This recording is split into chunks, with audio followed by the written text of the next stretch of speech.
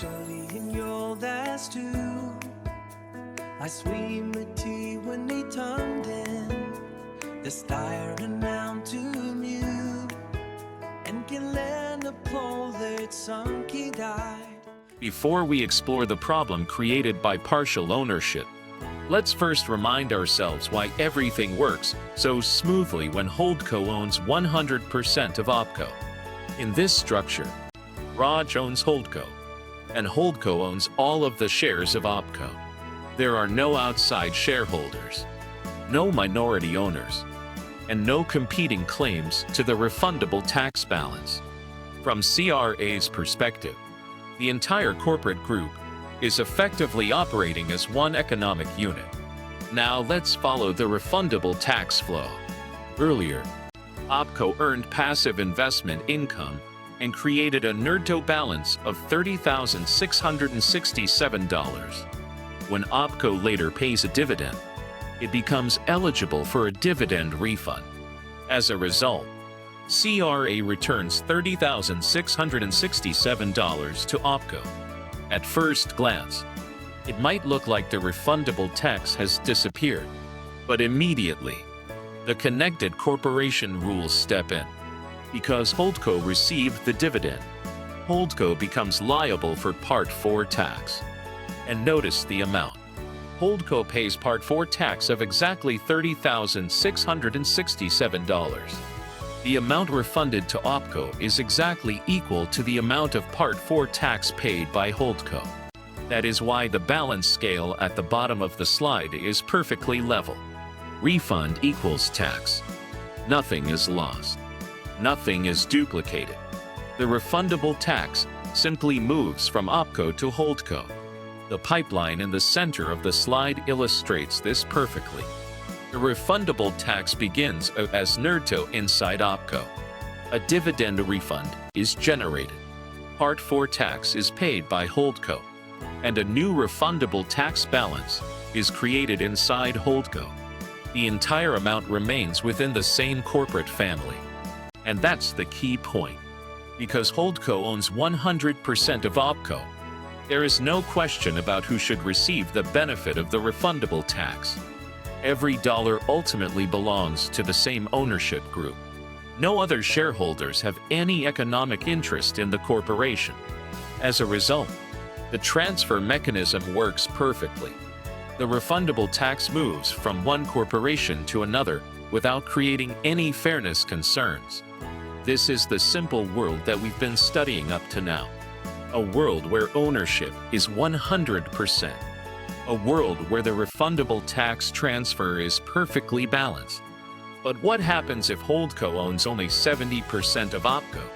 What if there are minority shareholders who own the remaining 30%? Suddenly, the question becomes much more complicated. And that's exactly the problem we'll examine in the next slide. Up to this point, all of our examples have assumed that Holdco owns 100% of OpCo. In that situation, the refundable tax transfer works perfectly because the entire corporate group belongs to the same owner. But now let's change one important fact. Instead of owning 100% of OpCo, Holdco owns only 70%. The remaining 30% is owned by a minority shareholder. At first glance, this might not seem like a major change. The corporations may still be connected. Dividends can still be paid, and the refundable tax rules still apply. However, a significant policy problem now appears. Let's look at the ownership structure. Holdco owns 70% of OpCo. The minority shareholder owns 30%. This means that Holdco is entitled to only 70% of the economic value of OpCo, while the minority shareholder is entitled to the remaining 30%. Now suppose OpCo pays a dividend and becomes eligible for a dividend refund of $1,750. The key question is shown in the center of the slide. Who should receive the benefit of that refund? Under the simple rules we've been studying so far, Holdco could potentially inherit the entire refundable tax benefit, even though it owns only 70% of the corporation that generated it.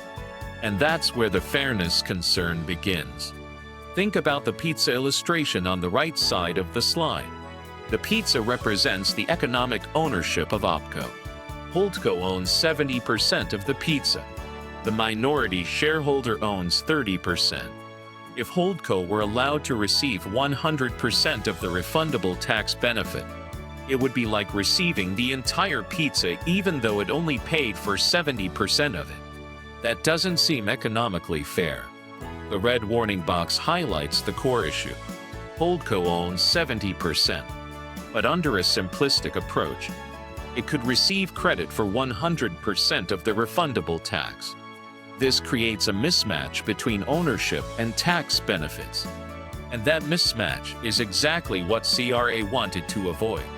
The government's concern is not really about the dividend refund itself. The refund is working exactly as intended. The real concern is deciding who should benefit from that refund when there are multiple owners with different economic interests. This is why the ownership percentage suddenly becomes so important. Once minority shareholders enter the picture, the tax system must ensure that refundable tax benefits are allocated fairly and consistently with actual ownership. The memory rule for this slide is simple. Ownership and refundable tax may no longer match. And when those two things stop matching, special allocation rules become necessary. In the next slide, we'll see how CRA addresses this problem and why ownership percentages become the foundation for allocating refundable tax benefits in partially owned corporate structures. Now that we've identified the problem created by partial ownership, the next question is, why did CRA need a new rule? The answer comes down to fairness. Let's begin with the situation shown on the left side of the slide. Imagine Holdco owns 70% of OpCo. Under a simplistic approach, Holdco could potentially receive 100% of the refundable tax benefit generated by OpCo.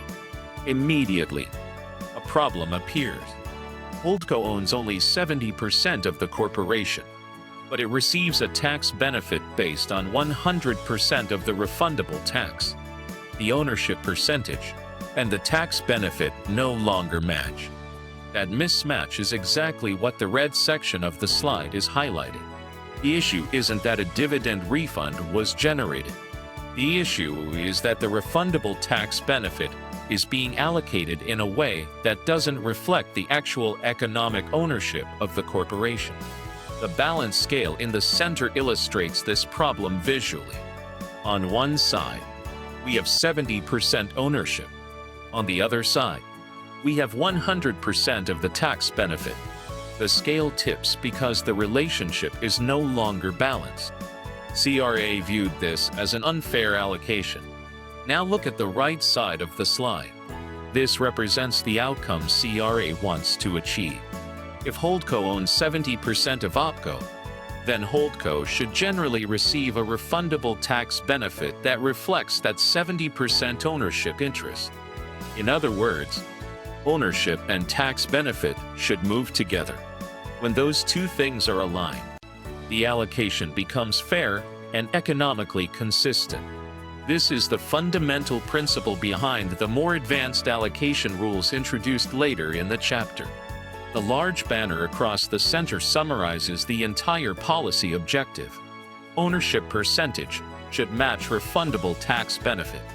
Everything else flows from that principle. The roadmap at the bottom shows how the complexity evolves. When ownership is 100%, the rules are relatively simple.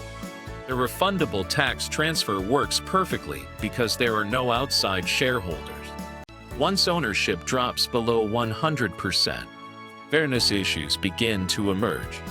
When multiple corporations and different ownership percentages are introduced, the allocation process becomes more complicated. And that's why more sophisticated ownership-based calculations are required. The memory rule on the right side is perhaps the most important takeaway from this entire section. The problem is not the dividend refund. The problem is deciding who should receive the refundable tax benefit. That's the real issue CRA is trying to solve. Understanding this policy objective is critical because it explains why the next sections introduce allocation formulas and ownership-based calculations. Those rules were not created to make the tax system more complicated. They were created to ensure that refundable tax benefits are distributed fairly among the parties who actually own the corporation. And that principle will guide every calculation that follows in the remainder of the chapter.